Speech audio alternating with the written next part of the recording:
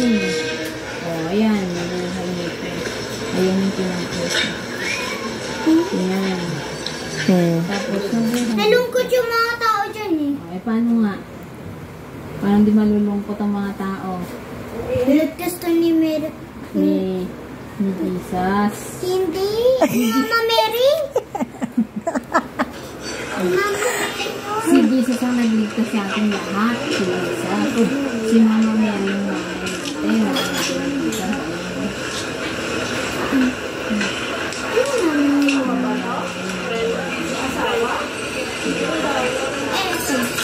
Ayan, nabuhay na siya. Ano pinento nito? Pinento? Ang pagkabuhay na mag-uli na natin. Dito, nung sabi Ito dito. naman, ang pagkata. Ang pagkamatay na ito. Ito naman, ang pagkakasan ng roof. Ano ba yung kasal? Roof. Ito naman, ang pagpuputo ng koronang tinik. Ayan. Kaya nga siya may koronang tinik. Ayan yan. Ayan o.